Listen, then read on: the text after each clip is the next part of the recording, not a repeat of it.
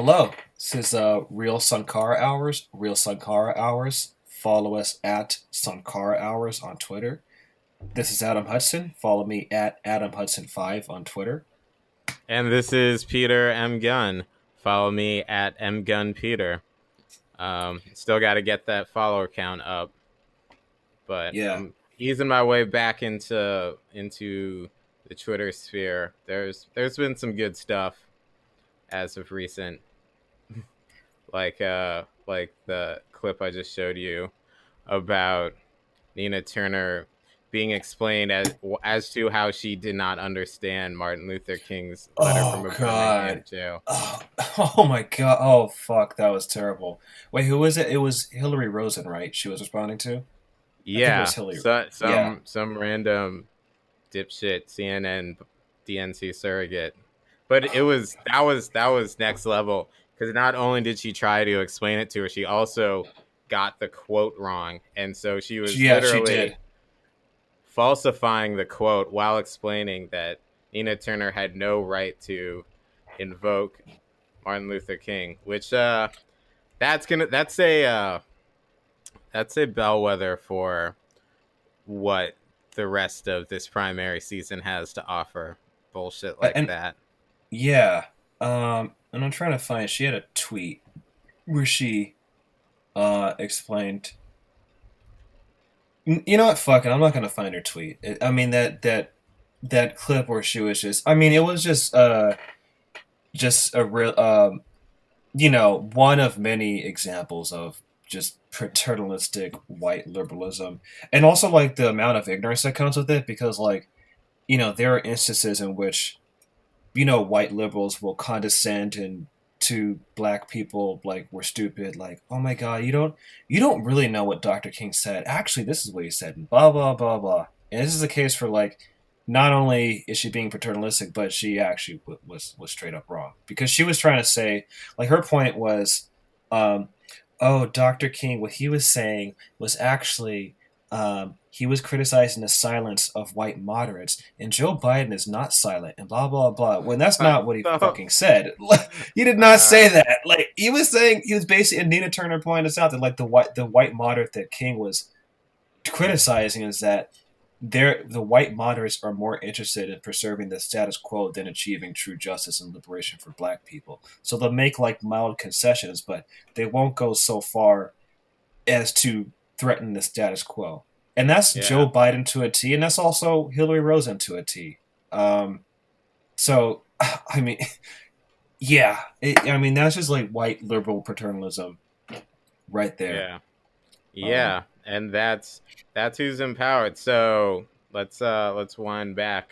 This is recording this Thursday night after the total war demonstration that was Super Tuesday. yeah, and so far, okay, who is? Let's count the presidential casualties. So, Michael Bloomberg dropped Dead. out. Tom Steyer dropped out. Amy Klobuchar annihilated, dropped out. Pete Buttigieg gone, boom, dropped out. Um, and just earlier today, Elizabeth Warren dropped out. She dropped out after Super Tuesday, so she was still, Uh, running as a candidate on Super Tuesday. But Bloomberg ate shit on Super Tuesday, and he basically dropped out just out of sheer shame. So that was he that did was his fun to job. watch. Yeah, that was just fun. I got a kick out of seeing Yeah. Bloomberg dropped out because he was so Big, embarrassed because he lost I so badly. I was genuinely concerned because like the moment he started throwing ads everywhere and I had to see him on TV, all I could think about was like, I really hope I cannot wait for the day I never have to see this man's face again. And I was Oh yeah, seriously concerned that I would have to see it like for the next 3 months, much less 4 years. and he was Uh, a he was aggressive with the ads. I mean, I saw yeah, ads, here in California on the TV. Like, he was really aggressive with the ads, and 500 mil, baby. it went nowhere. He didn't win. He didn't win at all. I don't think that was his point. I think he was just, I guess he was just willing to gum up the machinery. Basically, he was there to take the heat off Biden.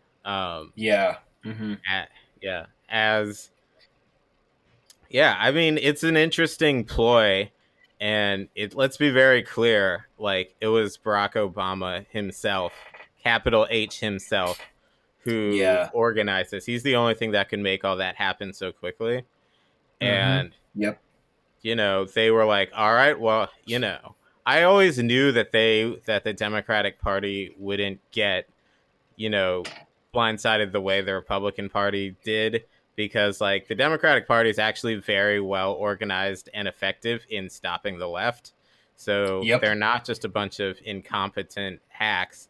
They actually know a lot of what they're doing when it comes to suppressing the left. And so I knew they would coalesce around someone eventually, but Yeah. they, like, at the end of the day, you still have Joe Biden, actually existing Joe Biden, not the Joe Biden in your imagination, but the one here today in 2020 whose brain is leaking out of his skull. Yeah. I mean, yeah, the Joe Biden is a walking corpse at this point, and I mean, didn't he confuse his wife and his sister, or Yes. his wife? Yeah, Yes, he and did. and he also forgot he forgot he was running for president. Very, He confused yeah. for running for senate or something like that. So this is a Very guy bad who, decision to make. Confuse your wife with your sister. oh yeah, on multiple levels. I'll let you guys imagine that. But in that respect, actually, I mean, Biden confusing his wife or his sister. I mean, uh, that makes him no different than Trump. Yeah. If you really Yeah, think I about it. think I think Trump is like, I think he's like five. Trump is like 10% more there, and like lives for the. And I think he really comes alive on TV. So Oh he would be yes, able yeah. to perform on TV way Mm. better than Biden. And yeah, it'll be like the battle of the sundowners. But Trump would still be able to get the points in, and he would just be really confused. Um, Yeah, and it seems like Glenn Greenwald. I want to kind of mention this article because he wrote a. I thought Glenn Greenwald wrote a good piece in the Intercept on March 2nd, 2020. The title of it is "Democrats Craving a Brokered Convention, Including Elizabeth Warren, Should Learn the Lessons of 1968." And oh this was published. yeah. Yeah, this is before Elizabeth Warren. This is before Liz Warren dropped out. But I think the Greenwald's essential thesis is correct because, um, and so he points out, like, so there are some maps actually of the 1964 election versus the 68 election, and in 64, uh, Lyndon Johnson just basically crushed Barry Goldwater throughout the country. So Goldwater only won Arizona, Louisiana, Mississippi, Alabama, Georgia, and South Carolina in 1964, whereas Johnson won every other state, including his home state of Texas, which Elizabeth Warren did not win her home state of Massachusetts. She lost that. Um, Yeah. and then in '68, this is when Nixon was running against Hubert Humphrey and American Independent. It was Henry Wallace. Wait, was it Wallace? Oh, George Wallace. I'm sorry, that's George George. Wallace. Yeah. Different Don't Wallace, go. much Yeah. different. Do not much. confuse the two. Don't confuse the Yeah, two. yeah. Okay, yeah, it's George Wallace. Because on the map it said Wallace. I was like, Wallace. The first one that came. Oh no, not no. Yeah, I The can only think of the the good Wallace, yeah. the good one. So yeah, so third party segregationist George Wallace. Henry Wallace was a lot better, way better than George Wallace.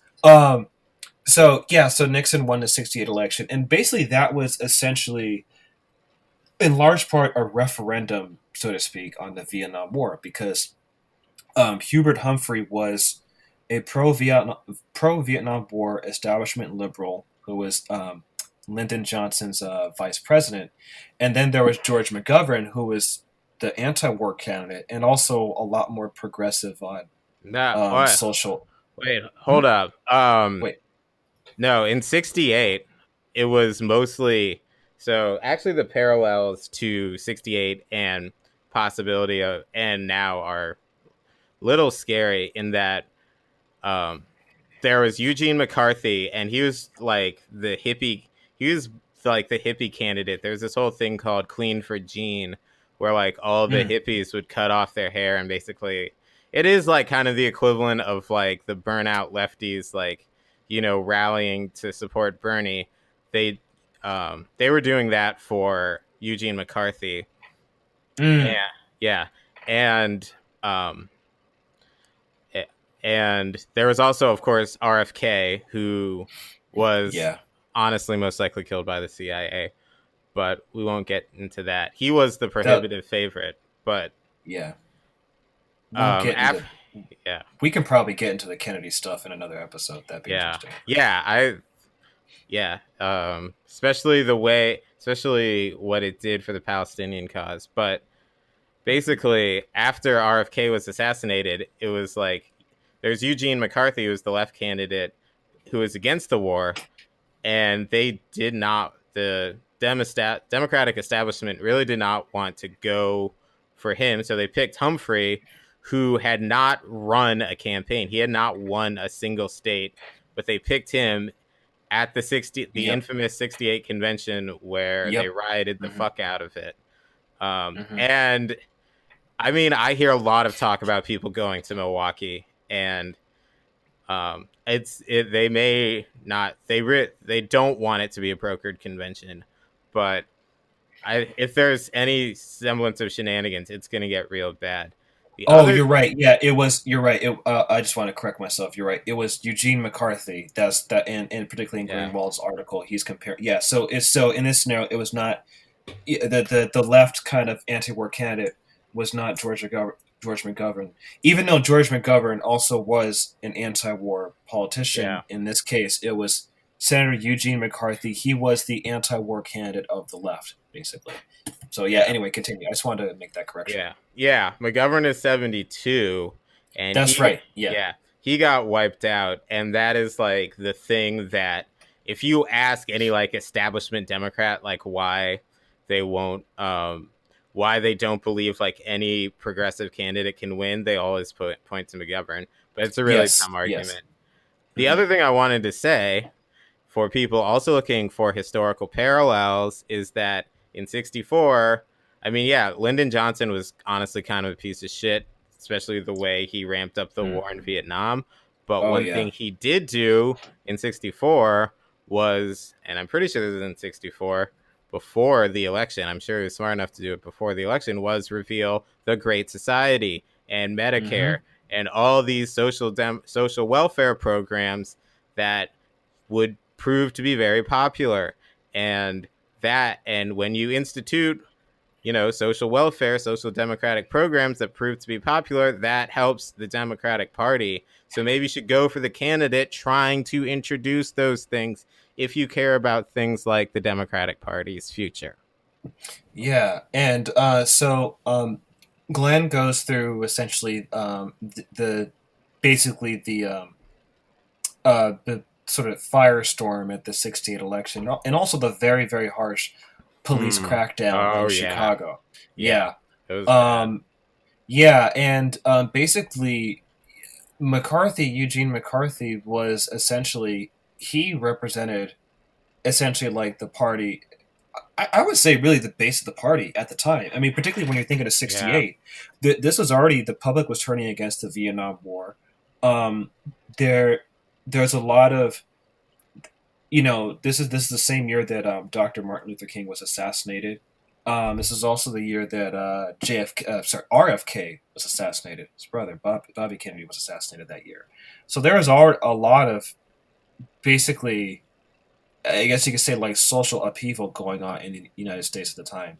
Um, and there was still a lot of black militancy when it came to advancing the black freedom struggle, because even though the Civil Rights Act was passed in '64 and the Voting Rights Act was passed in '65, there was still a lot of problems, particularly when it came to um, urban poverty and police yeah, violence in black neighborhoods. So there were basically riots and rebellions in black neighborhoods like Detroit, Los Angeles, Yeah. Harlem around that time. Eh, And and so yeah, like so there was real popular social upheaval going on in 68, and I think Eugene McCarthy, that's what catapulted Eugene McCarthy to that position within the Democratic Party at the time yeah. in 68. Yeah. You were saying? Yeah. Well, yeah. I mean, it was supposed to be RFK. He was like seen as the like saving figure for the party, and then he got Yeah. knocked out. But it's also important to remember in 68 that Nixon was running like an explicitly white supremacist campaign. He was very much Yep. saying, I will restore law and order Mm-hmm. over these, recalcitrant, unruly black populations. Like Yep. that was a very explicit part of his campaign. So honestly, it's one of those things where I'm like, I really kind of feel like there's nothing Trump's done that's worse than Nixon. Yeah. I I mean, yeah. in the broad Yeah. historical sense. Yeah, I mean Nixon was like, I mean Nixon, the things he said privately and that which were recorded on tape were pretty much the same thing, same shit that Trump says. Um, so basically, Glenn Greenwald's point in comparing the '68 convention with the 2020 is essentially Bernie Sanders is Eugene McCarthy in this scenario, whereas Yeah. Hubert Humphrey is Joe Biden, and so Yeah. the party bosses went with Hubert Humphrey. That led to a broker convention, and that did not lead to a Democratic victory. It led to Richard Nixon becoming president.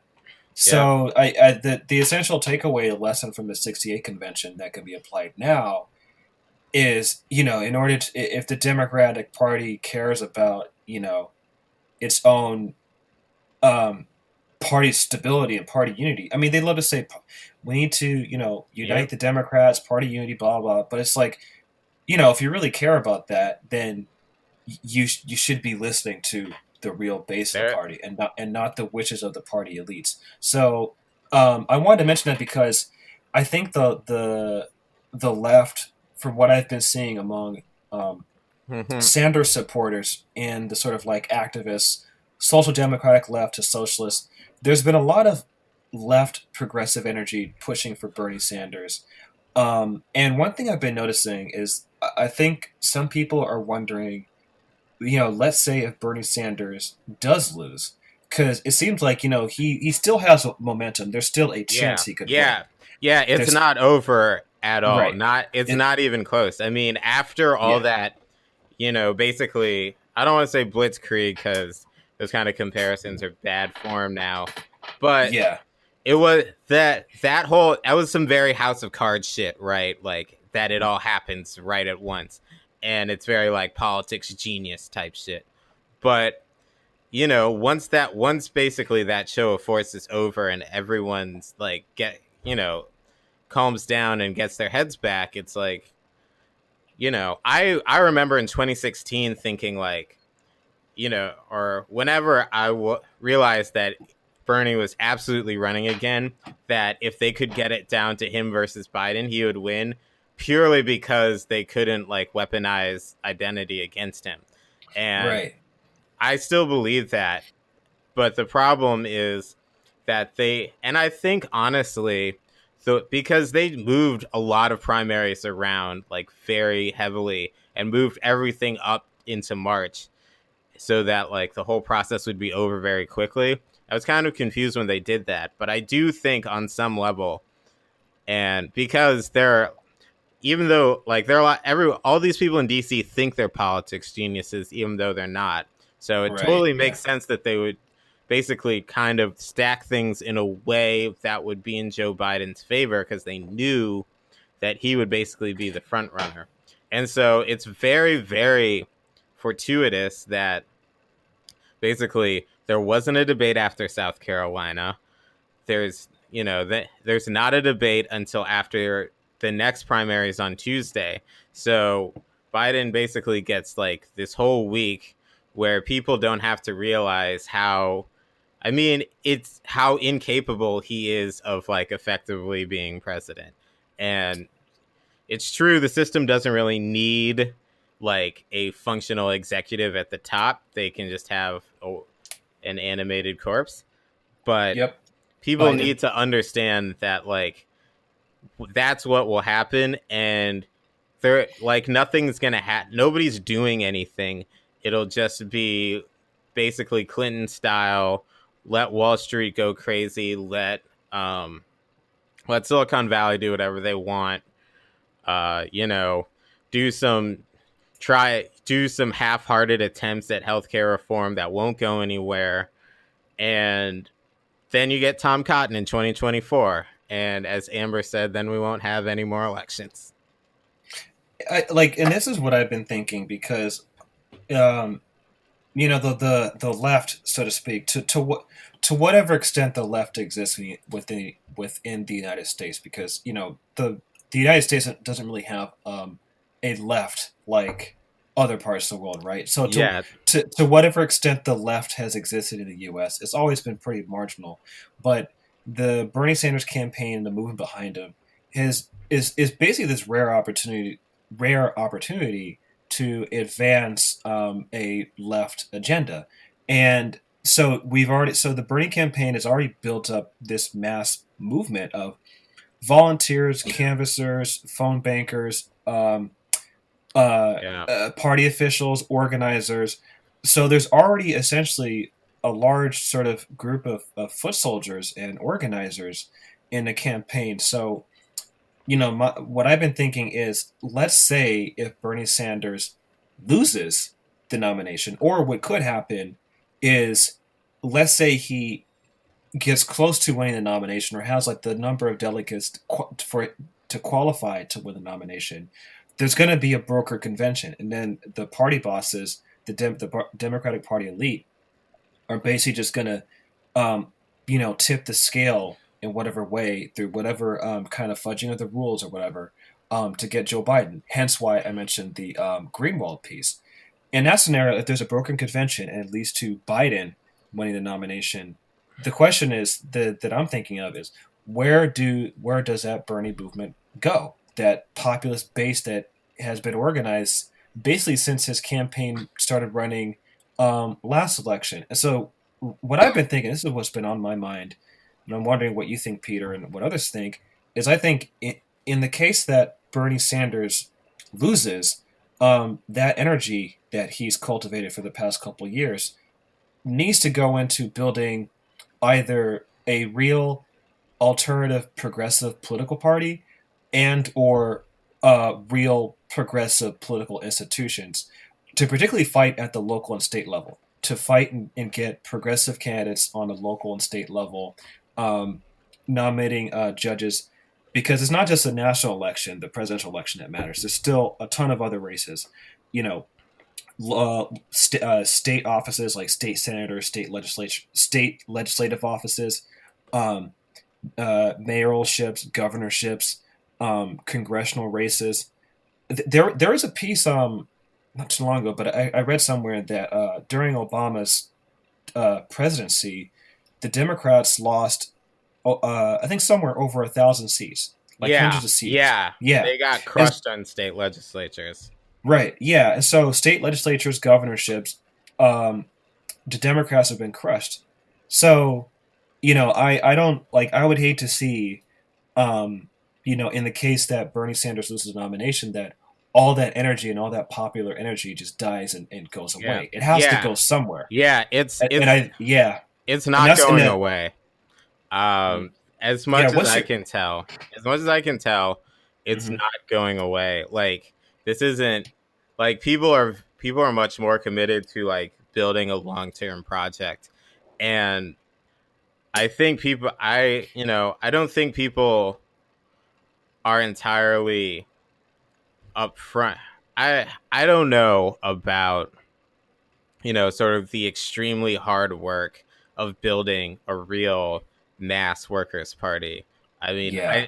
I'm convinced that's the only way you enact real political change. But Hmm. the DSA, um, does not his that's not a thing they've really come down on, and I'm sure it's hotly debated. I don't know. I'm not like keyed in far enough on the inside to know how much how like to what degree that's being debated, but I definitely think that like people will be turned, if the Democrats fuck this up, then people will. I think a lot of these people will not have anything to do with the Democratic Party for a generation, Yeah. and I know I certainly won't. Yeah.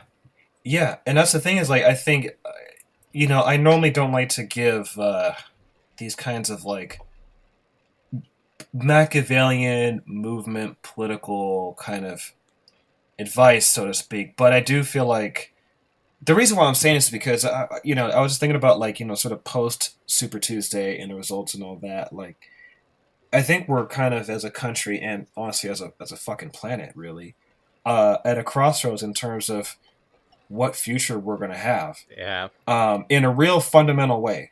More than just like, okay, I'm going to vote for this candidate because of this policy, but like there has to be, something to really push for a new vision for what humanity's yeah, going to look like, and how, especially how we're going to survive the planet with the reality of climate change sinking in.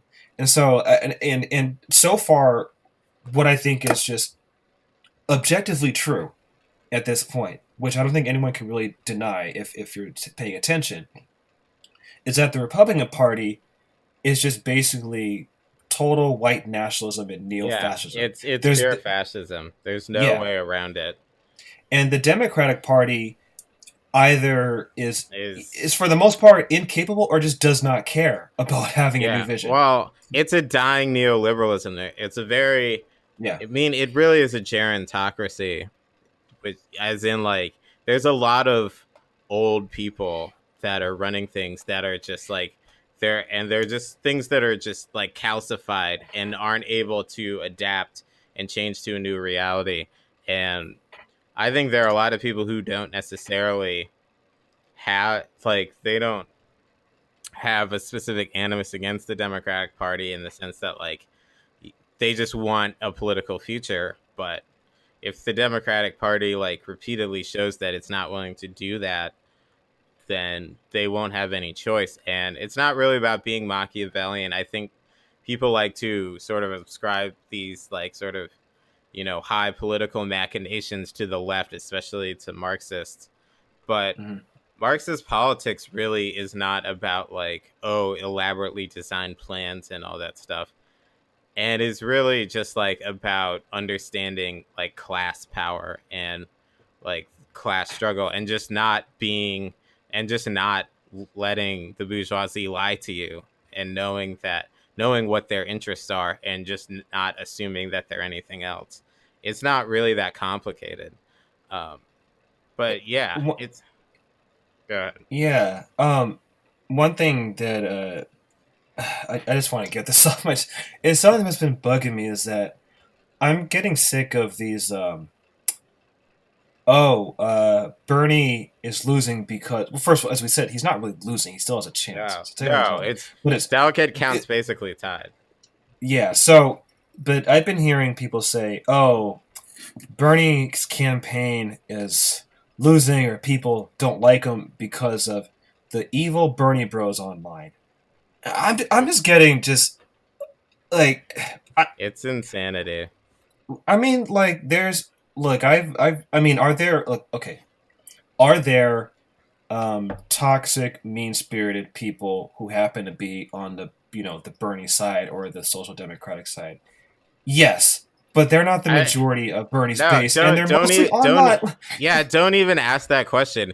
I mean, there are shitty elements of any people, but like Yeah, there exactly, are exactly. terrible Warren supporters. There are terrible Yes, Biden supporters. Honestly, like the reason that the Bernie crowds sort of angst seems especially, I guess, mean is because like these are a lot of them are like people who are on their last rope, and and because it's directed upwards, like every single yeah, fucking little snide comment by some like Warren supporting or centrist liberal, that's not seen as mean in the same way, because they like already basically have a higher class position. So it does, there's less force behind it, because they're just like putting these people in their place and talking about how much of a loser they are. And so, somehow that's just not as mean. But it's also like that whole thing was always a way to discredit the movement. And it works for people whose only interaction with politics is through screens. Um, it totally works. But it's very much a way to discredit the movement behind Bernie Sanders. And Yeah. two, it's just a fucking landmine, because there's nothing you can ever like. There's like whenever like he needs to control his, like, Right. Well, how could you want Bernie Sanders to call up every single, like, there's millions of them. Like, what are you and this talking about? and unfortunately, so I mean, a couple things. One, yes, I was just going to get to that. I've seen toxic people among Warren supporters, even Kamala Harris supporters. Uh, so K-Hive is something there else. are assholes on there are assholes on all quarters of the internet. I think what happens is that, like, people put a larger microscope over the Bernie camp, but they ignore the other supporters. So there's also that, and we also began this episode with the white liberal condescension toward Nina Turner from Hillary Rosen. That doesn't get read as um, Toxicity. toxicity, but that level of condescension is just as bad. So it's like, but the thing is, like, okay, this is coming from an upper middle class liberal white Yeah. woman working for a major campaign, so it doesn't get read as like toxic.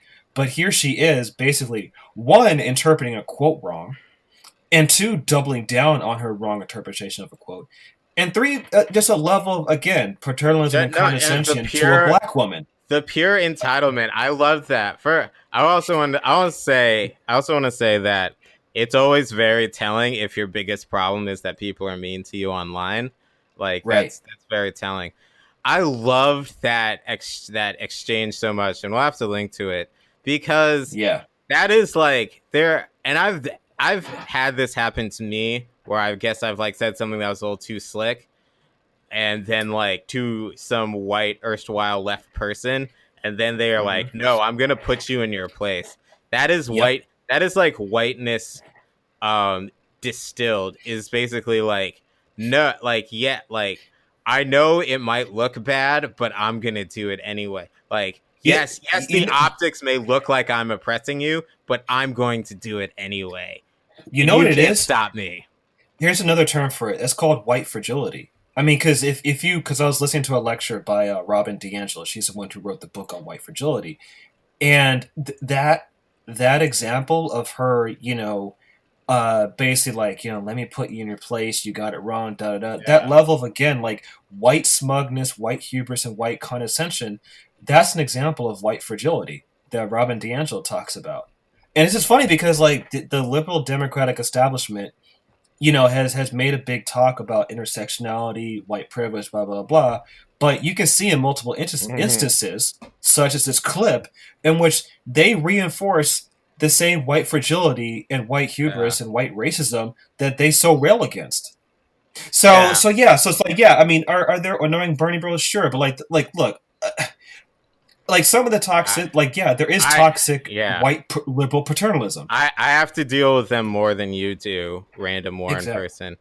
And also, yeah, fragility is very much a part of like fascism and Mm-hmm. like that kind of power structure, because it's like, yeah, you have this overwhelming force and like this hegemonic power, but somehow that's not enough. So there still has to be this sense of like delicacy, like, and that like this whole thing could be broken at any moment. So you have to have your guard out all the time. It's not that like you've established your power and then so you can just sit back and relax, right? That fragility is like it's, it's not just enough that you have this power, but it's also like, but somebody might be saying something mean about me, my feelings might get hurt, somehow I'm still in danger. And so I have to go on the attack against the people who have less power than me because they might be planning something.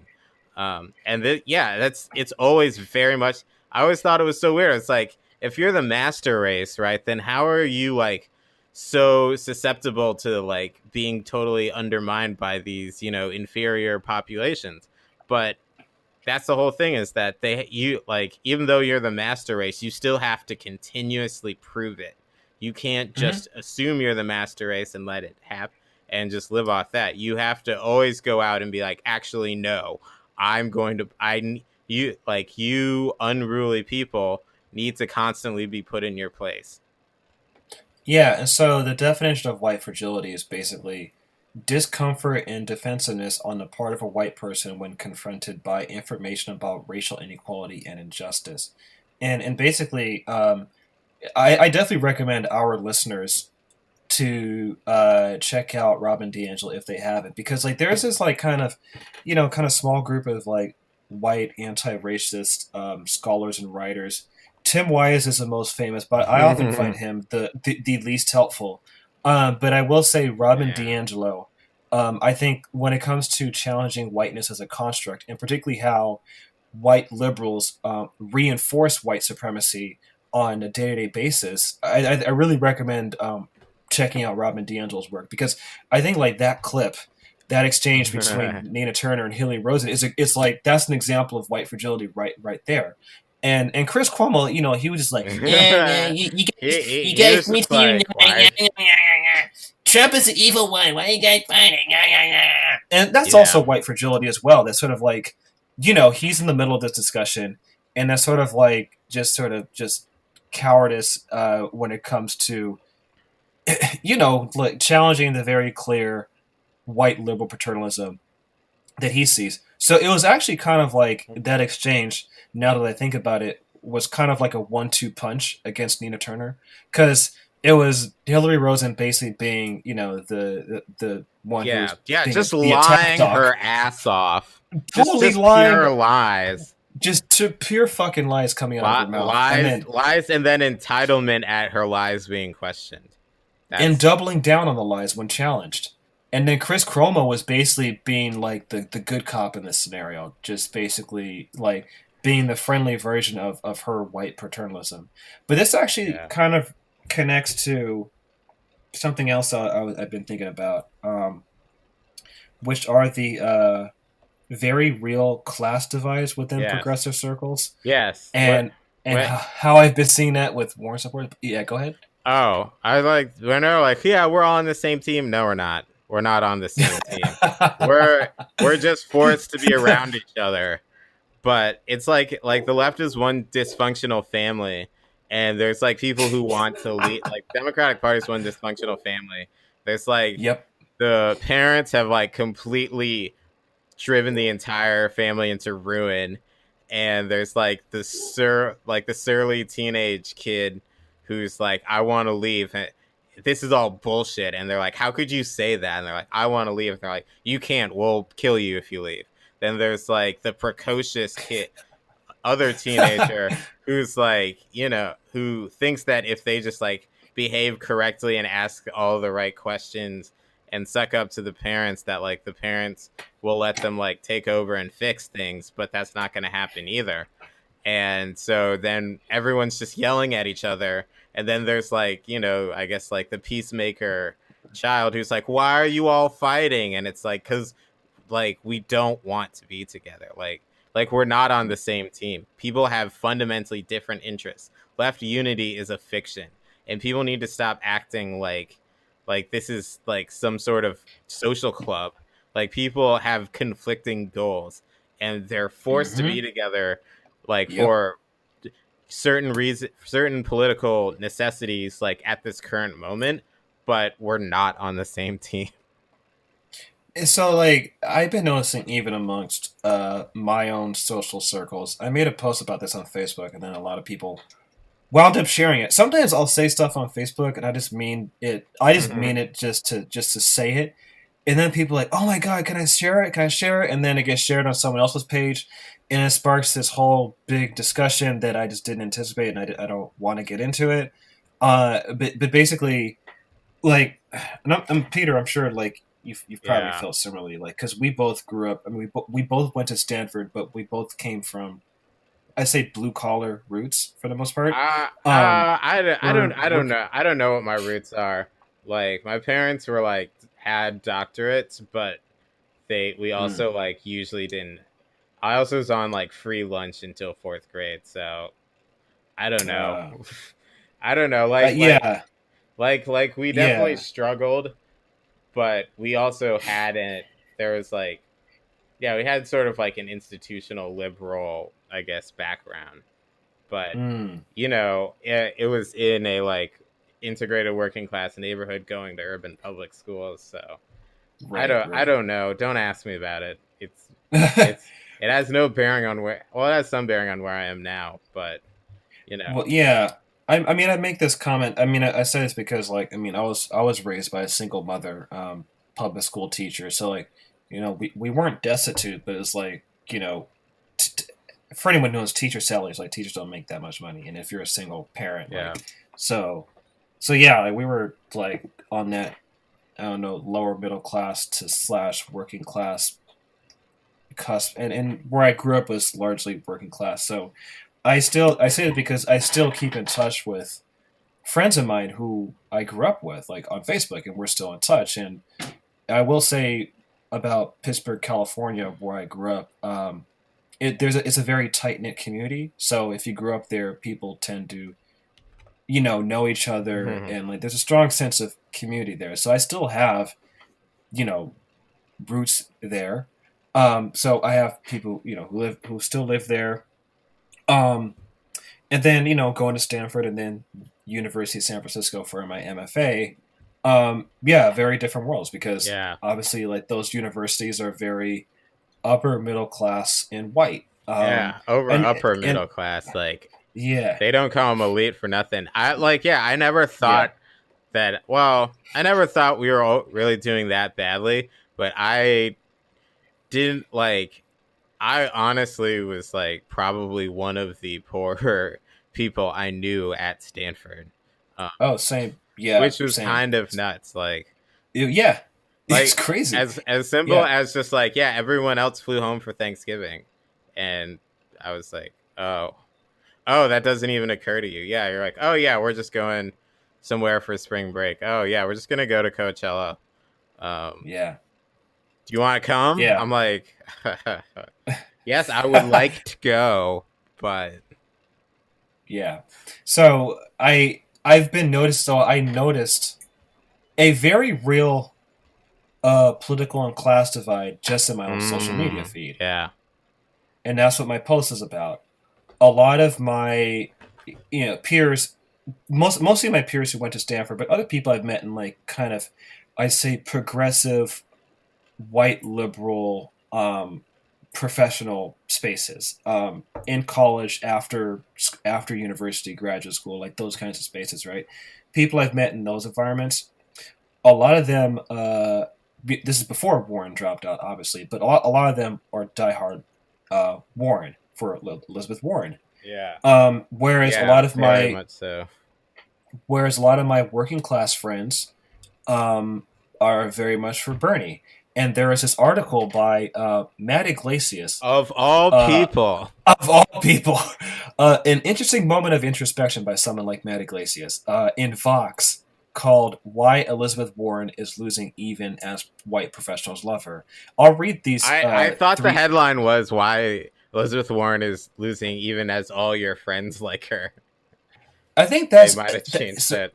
they might have changed the headline, yeah, but it's something like that. So I'm gonna read three of the sentences. It says, "I am a highly educated white person, and most of my friends and acquaintances are also highly educated white people.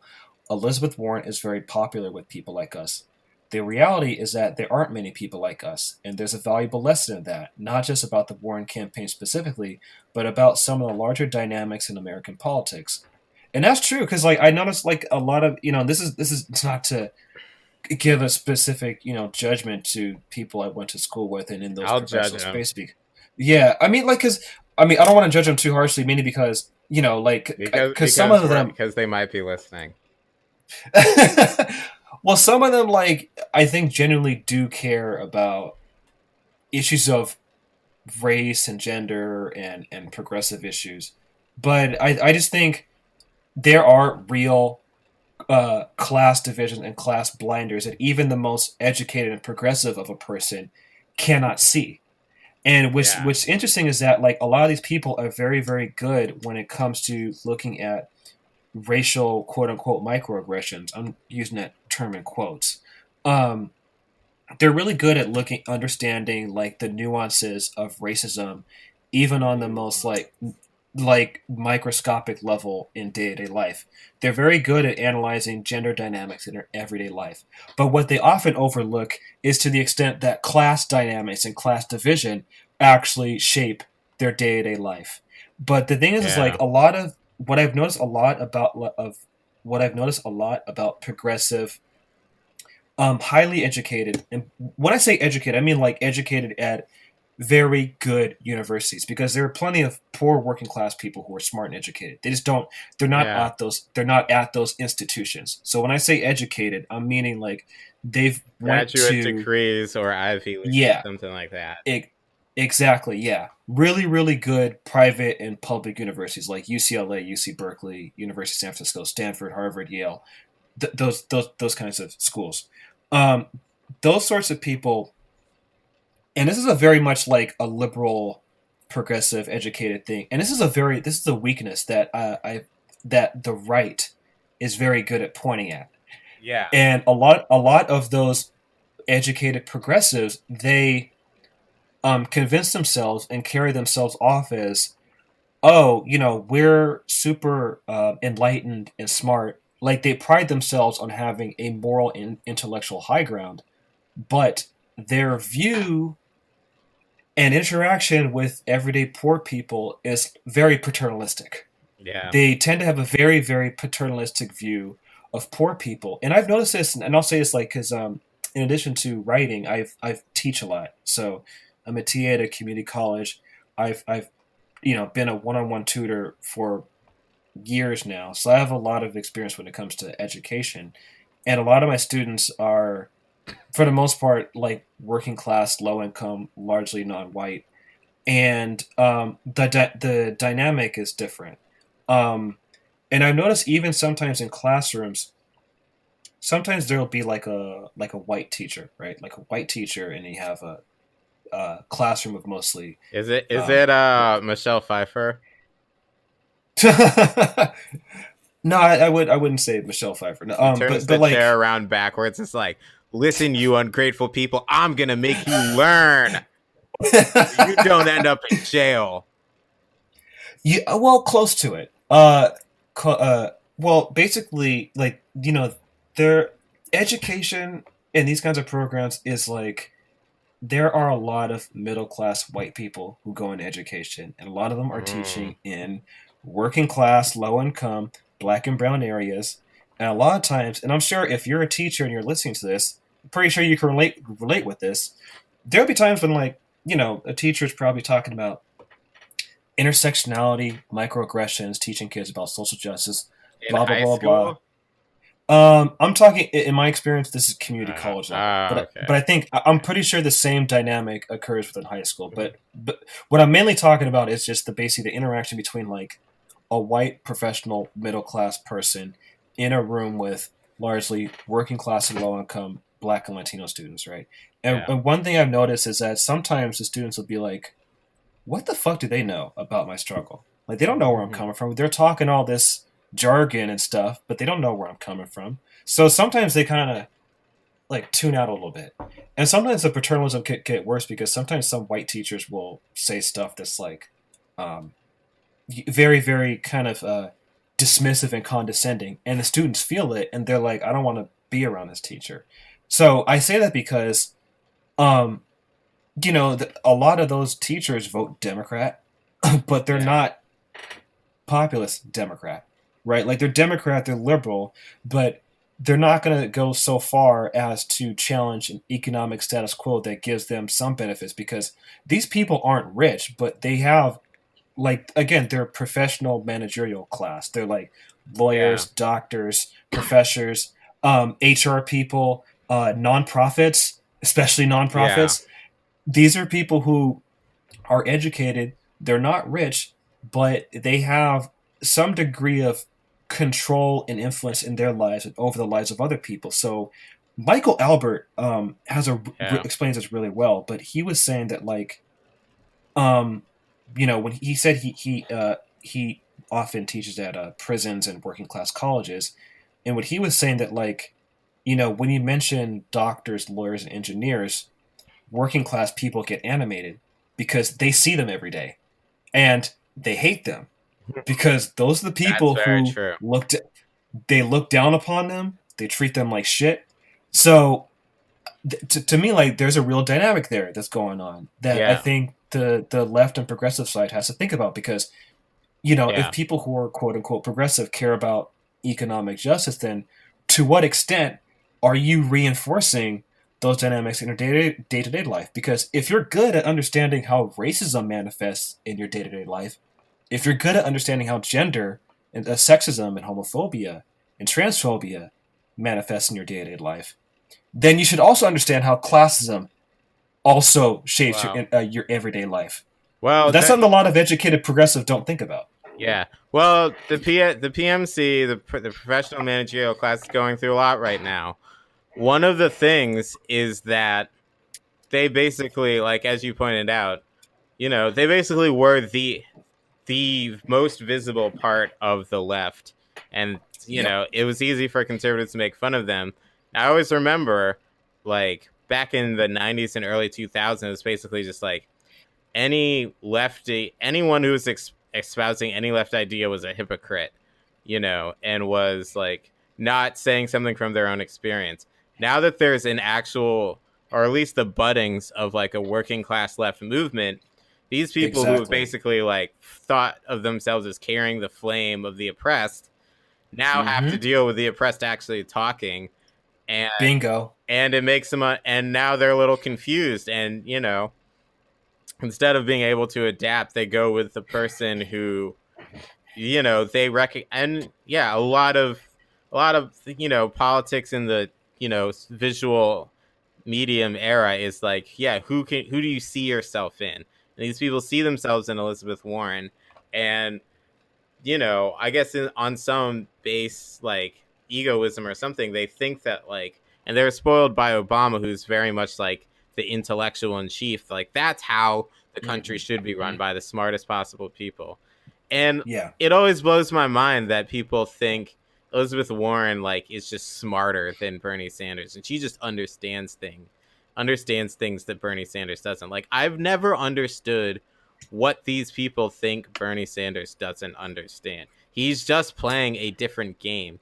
And Yeah. they think that like that's some sort of a mark on him, that like he basically was just like, basically like he's tried to associate himself with Washington and the DC culture as little as possible, and didn't care about playing the game because he didn't need to. That's and it's so funny, I guess, when people talk about how. I mean, I'm not trying to get too whatever. It's so funny that like they talk about how smart she is when she's made so many questionable decisions, and Oh you're just yeah. like, I just like, that's the thing that makes me like really upset, is just that people assume that like, yeah, I guess having degrees and is makes you smart, and like talking a certain way makes you smart. And it's kind of funny because like, despite having, I guess, like having gone to a prestigious college, like I always tried to explain things, maybe not always successfully, like in my writing, in a more basic level that like Yeah. regular people could kind of understand. And I found that honestly, like the more I did that, especially like the further left I went, when I would talk to basically like PMC people, I would start to get that they like thought I wasn't as smart as them. And I guess I'm Right. someone who, admittedly, I have an ego problem where like I really, really don't like if I think somebody thinks I'm stupid. Like I don't take that Yeah. well.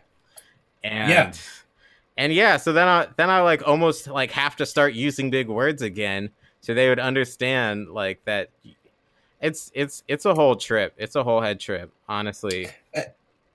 I remember we were reading that Nation article saying that Elizabeth Warren is the most intersectional candidate. And I remember you were saying that like they used the word aperture in that article, and you're saying like no one, because that's true, and that's a really good This means example of opening, guys. yeah.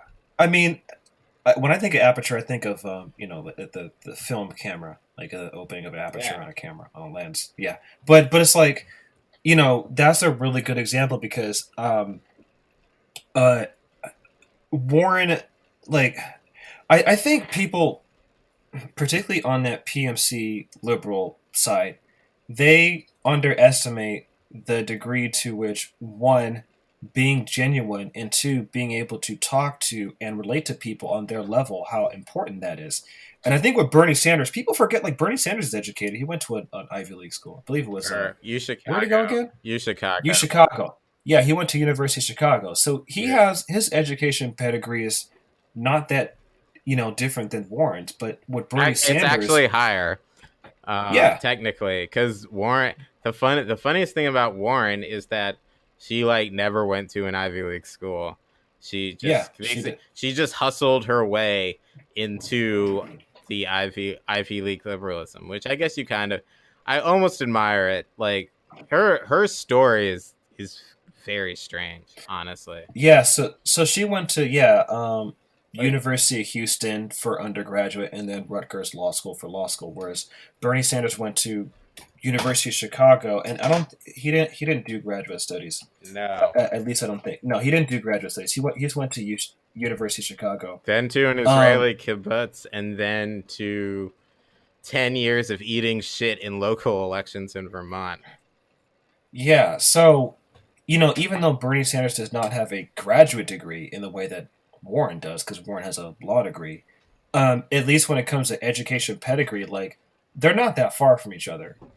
So, but the difference with Sanders, and I think, and by the way, like I sometimes I'll talk politics with my students from time to time, and the mood I've gotten with students is most of them are for Bernie Sanders, or they've checked out of the system basically because they feel like the system doesn't work for them. Like there's a kind of apathy that I think kind of generates when like you don't really see your life improving or the life of your community improving, and so I think people Yeah. there's a tendency to kind of tune out. So Oh, it's either also, politics apathy. is like hard to understand. I mean, It it is is, yeah, complicated. yeah, and I think that's deliberate. Like it's made deliberately complex in a way that it doesn't need to be complex, but it's complex because like it makes the those It's a PMC good people who barrier. design that system. It's a barrier, and it makes the people at the top feel like they're smart. It kind of reinforces their feeling of superiority. If they can make something super complicated, to them it's like, okay, because we're the only ones who can decipher this, and not these fucking dumb rubes. Then yeah, we're the smart ones, and we deserve to be at the top because we're the Yeah. only ones who understand this really obscure language.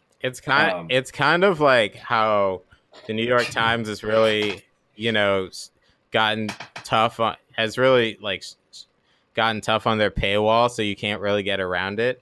And I was thinking, like, man, they're supposed to be like disseminating news to the masses, but like it's all behind a paywall. And then it's like, oh, maybe that's like kind of the point, is that like actually not everyone's supposed to be able to read it. Only the people that can afford a New York Times subscription are able to read it, you know?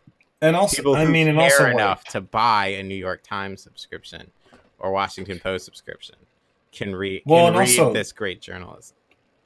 like I mean the reality of journalism is that like the pay sucks, so it's like they have these paywalls to basically fund journalism, but there's still a lot of journalism is done by stringers and freelancers. Yeah. So I'd like to know where that money that the New York Times is making is going, because I don't like I hope it's going.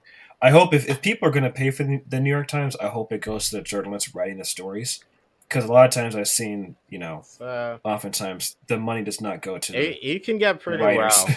I think it's Yeah. 15,000 for a New York Times Magazine cover story. Someone told me that. Oh, whoa. Oh, oof. Yeah, I'd like that money. Oh man. yeah. Ooh, that's nice. Um, but Way yeah, more than I'd like ever made. right wing media has no paywall. You can Yeah, read all the Caller articles you want. because they have wealthy donors. That's Yeah, why yeah. they have It's wealthy donors. admittedly a problem the left has. It will never have as much money, but it is also like, yeah, there's the PMC is you said talk about being genuine, but like you kind of don't want these people to be genuine, because if they were genuine, uh, you wouldn't necessarily. Their genuine opinions may not be as progressive as they want them to be. Uh, Right, right.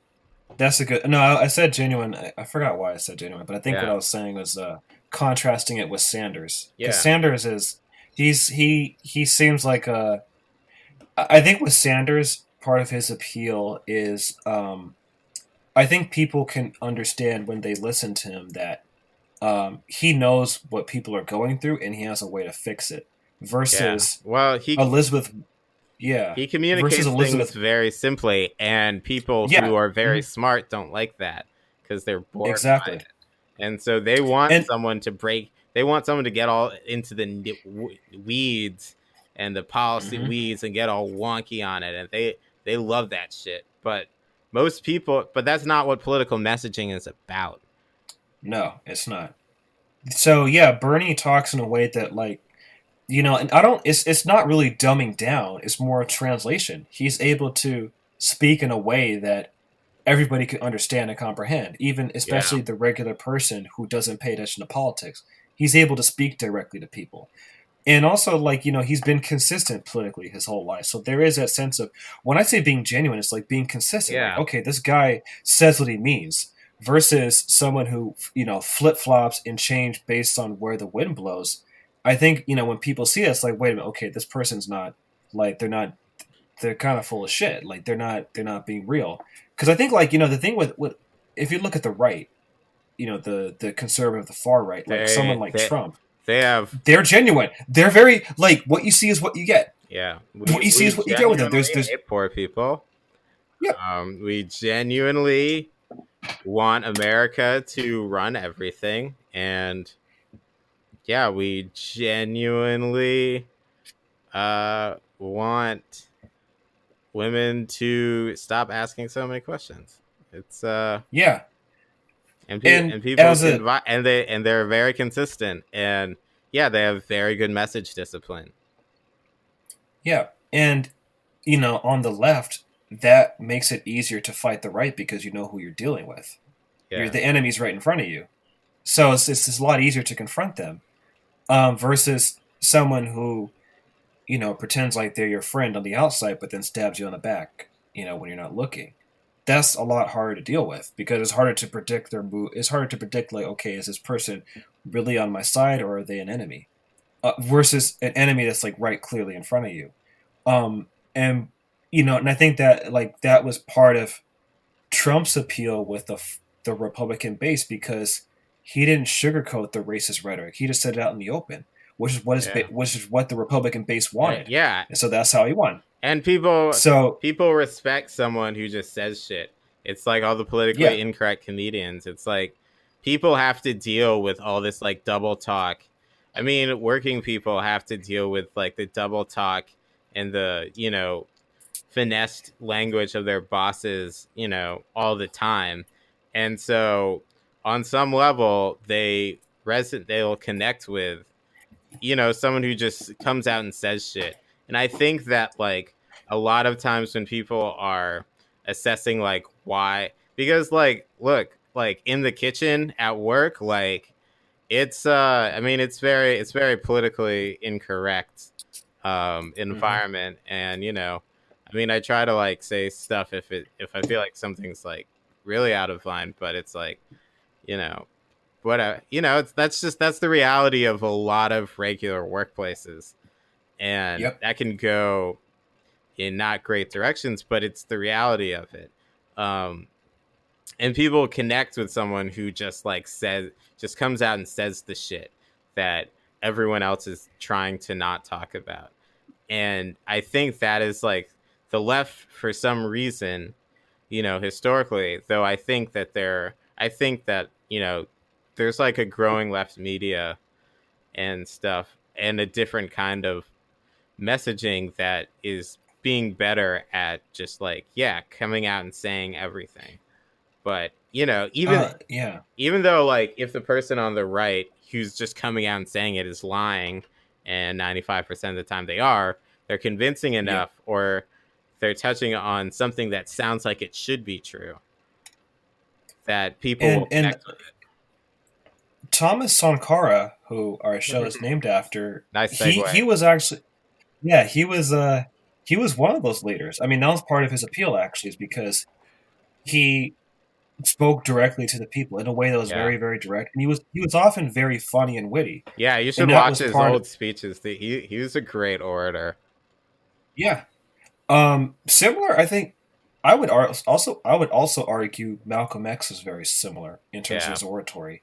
I mean, the dude was incredibly intelligent, but he was also incredibly witty, in a way that everybody, especially Mhm. particularly because his audience was largely black, urban, working class. That was Yeah. largely his audience, which was the audience of Harlem and the base of the Nation of Islam at the time. So I think like particularly guys like Thomas Sankara and Malcolm X, um, I think they were very good political orators, and they didn't talk like you know. Wait, I'll bring this up. I'll go back to what Michael Albert was saying because there's something he said that like just really sort of hit the nail on the head. He asked when it comes to leftist spaces, he asked why do our movements resemble a law school and not a pub? I'm kind of paraphrasing, but he was basically Yeah. saying like left wing spaces feel more like a Harvard law school lecture rather than a pub. And I think if Because to historically, yeah, or at least in the past 30 years, it's been only in law school and not in pubs. exactly. And I remember this is oh, I remember when I think it's like my last quarter of my senior year at Stanford, and I was taking a Middle East history class, and I remember I think I was doing some papers, some research on um, revolutions in the Middle East, the Arab world, particularly Mm. Egypt. And one thing Yeah. that's just stuck with me is a lot of the political socialization that occurred was in coffee houses. So Yeah. that's where people Yeah. talked. Salons. They gathered to get exactly. They socialized. They gathered together. They had intense political conversations, and that formed a social base that sparked political movements. And compare that to the U.S. Like a lot of leftist spaces are not in like there are no real salons or coffee shops like that where That's what people Twitter is, unfortunately. exactly That's exactly all that's we've got. right because I mean the spaces in which people congregate like they hardly exist anymore. Like the United States is a very very atomized country, so if people want to complain about politics, Twitter and social media Wow. is usually Yeah. the place to Yeah, go. if you think about like suburban, it's like everything is almost perfectly set up for reactionary politics. Like the suburban life, Hmm. like you wake up in your box, you get in a box and you drive through a bunch of shitty traffic that makes you mad, and then you listen to the Rush Limbaugh, who's also mad, and he's mad Yep. while you're mad, and so then you just go into work mad at your shitty Hmm. job in your cubicle in a giant box. Then you come home and you go and you watch TV, and your sports team is losing and you get mad about that.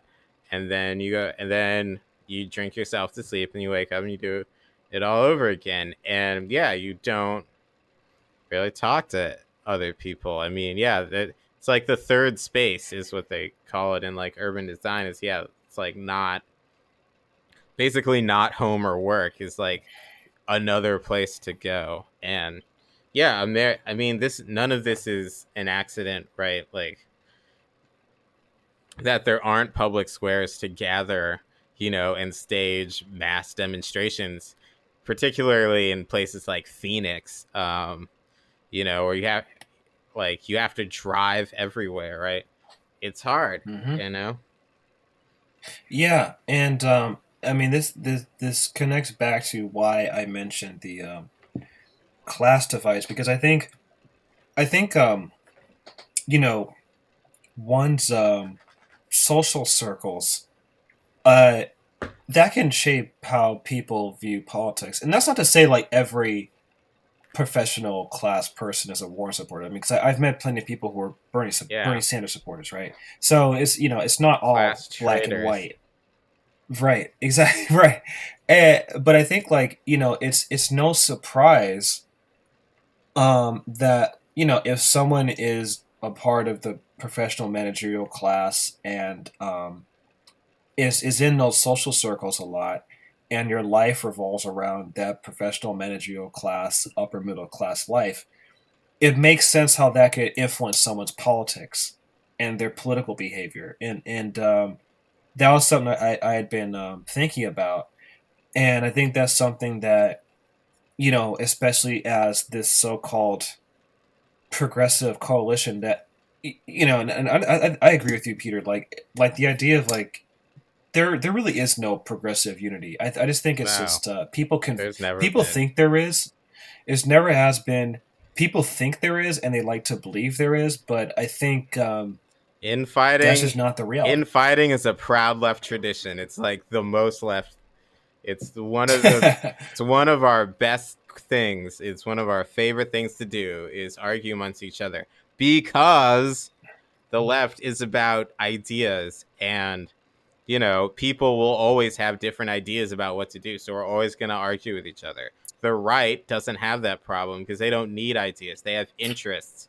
They just have interests that they're defending, and you get the people necessary whose interest is concerned, and you get them all in a room and you explain these are the people that are threatening your interest. This is what you need to do, and they basically line up and do it.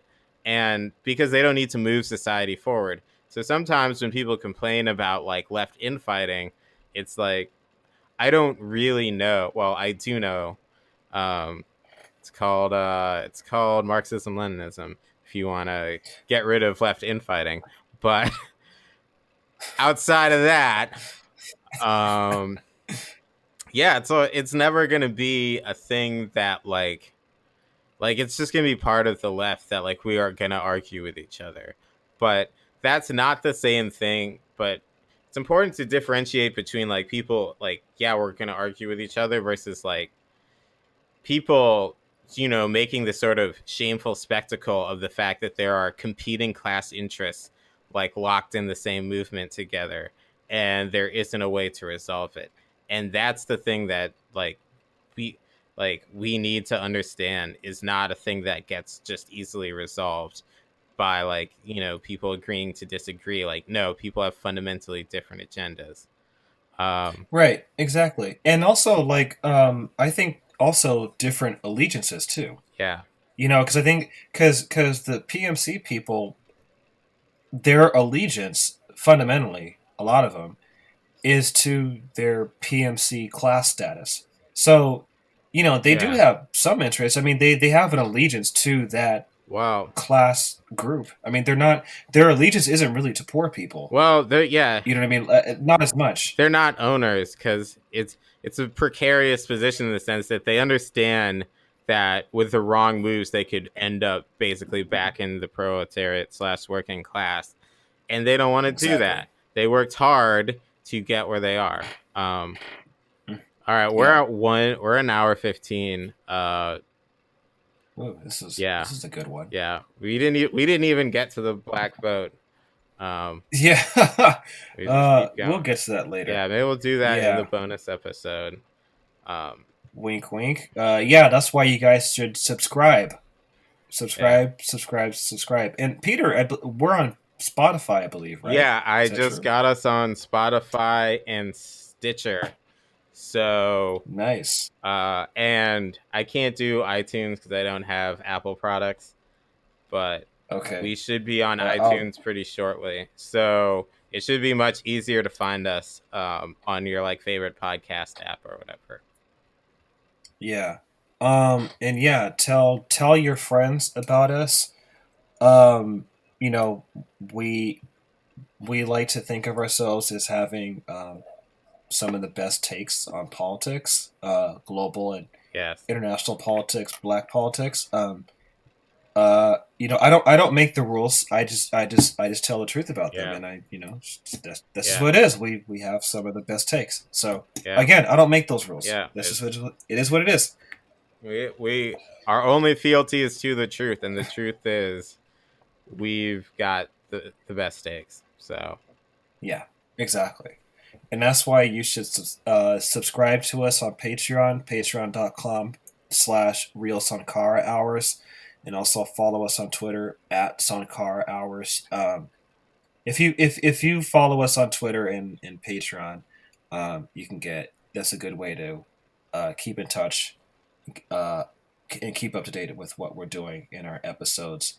Um, and yeah, if you're a subscriber, if you pay $5 a month, you get our bonus episodes, our real Sankara hours episodes. So this episode is a free one. It's open to the public. It's free. Anyone can view it. But if you like this episode and other episodes we've if done, you need and you want more, two hot doses of content a week, um, there you go. then Yeah. If you yeah, we've already gotten like 7 patrons in like the past 2 weeks, which I mean, I'm honestly humbled that anyone's giving us money. Same here. Very I do humbled. take it seriously, and I really hope, Yeah. and I really want to give you guys good stuff. Yeah. So Yeah, yeah. No, I echo that, and we are not on the Chapo Trap House level of podcast uh fame and money or any other famous left podcasts that make a ton of money, but it man, it'd be nice to have that kind of money. It's like fuck. It would be it would nice. yeah, Like I mean, I really would like I would like this to be like my main job, because yeah. there's a lot of, I have a whole box of books I bought at Philadelphia's oldest, he said it was the oldest black owned bookstore on the East Coast, and I haven't had a chance to Mm. get into them, and I want to get into them. um there's a lot, there's a lot we could do. So Yeah. We are just getting started. So like, when I was comparing us to other podcasts, I was, that's it wasn't just, comparing who has more money, but it's also like I think we have a lot to offer and we're just getting started. So um if you guys like this episode and any other episodes we've done and want to want more content and more episodes, why listen to half of the episodes that are available when you can listen to all of the episodes that are available? So if you want to listen to all of the episodes that are available, you can subscribe for $5 a month. You get bonus episodes and yeah, like Peter, I'm actually this is something I had been thinking about for years of starting some sort of black radical magazine or publication for a long time, and then when Peter suggested the podcast idea, I was like, "Oh, yeah. that's a great fucking idea. Why didn't I think of that?" I mean, yeah, I didn't even think of really getting into the podcasting thing until Peter, you were the one who kind of hit Yeah. me up and was I like, honestly was "Yeah, just like, man, we're talking about the same shit forever. So I was like, yes, we it's might true." as well just fucking record it. Yeah, Um, yeah, and it's yeah, it is humbling to see that people are willing to give us money and donate to support this kind of work. So yeah, we are just getting started, and if you subscribe, that will only support the work that we want to put into this podcast because there are so many things we'd like to talk about, and as Peter said, like we were going to talk about the black vote, but didn't get Yeah, to it because we're it's at, our yeah, initial plan was to talk about Tupac Shakur, but we had we were too yeah, mad about the election. We're not going to talk that much about the election in the future, but yeah, it's easy right now. So yeah, because there's so much. I mean, and there's so much that's happened. I think within the past 2 weeks with this election. I mean, we went from fuck like half a dozen candidates. I mean, there was Biden, Sanders, Buttigieg, seven, Klobuchar, like seven to seven two. candidates. Now it's to two candidates. So we had a lot to cover. Um, because there's a lot that happened within those 2 weeks, and I mean, we're not going to ignore the election, but there's a lot of other stuff going on in the world that needs to be talked about.